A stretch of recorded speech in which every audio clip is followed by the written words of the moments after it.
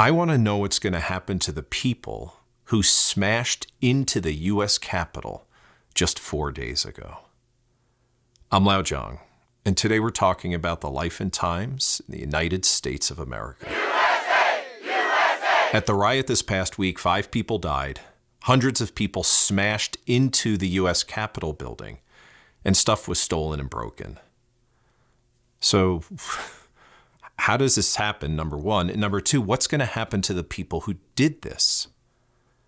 Now, it's super complicated, the law, because they're on federal property, and was it a riot or was it a protest? There are all these different things. But there are 3 major areas where people could face violations. The first is disorder. Obviously, they were fighting with the police outside. They were climbing on the buildings. People had guns that weren't registered. People had bombs. They had Molotov cocktails. And they were just disorderly. So that would be the first. The second would be seditious conspiracy, which is when they're trying to overthrow a government. Now, you have to remember, when they went into the Capitol building, Congress was there with the vice president. They were voting on the Electoral College for President-elect Biden.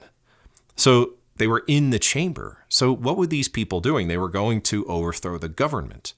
If you look at this guy, he has hand ties. He's a retired veteran, by the way, and he was in the armed forces here in the United States. And there he is walking around. He has hand ties on his belt. Was he going to tie up the senators? And so seditious conspiracy would be the second thing where they could face violations.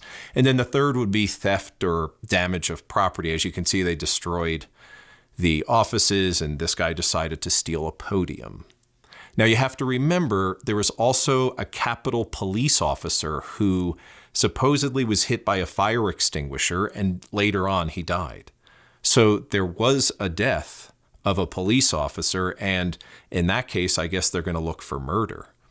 Now, it's so hard to find where these people are because they were allowed to just leave, and there were hundreds of them. So at the moment, the FBI has little images up, and they're trying to ask people for information that if I know somebody, I should call them, and I guess they're going to go find them.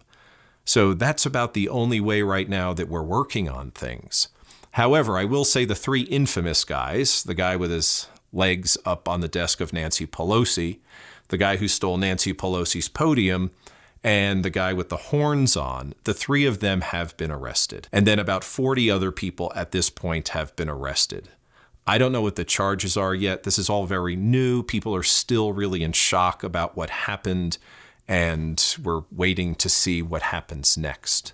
So it's an ongoing thing that's really just slowly developing. There have been repercussions for a lot of other people who were seen at the riots. Many of them are losing their jobs. A congressman who also went into the building, he just resigned. And then the other congressman who was really leading the charge, he had some big book deal.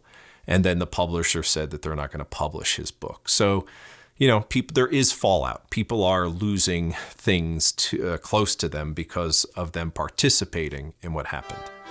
However, it's all new and fresh, and it's going to keep going, and it may keep going for a long time, but keep watching because American reality TV will continue. You're fired.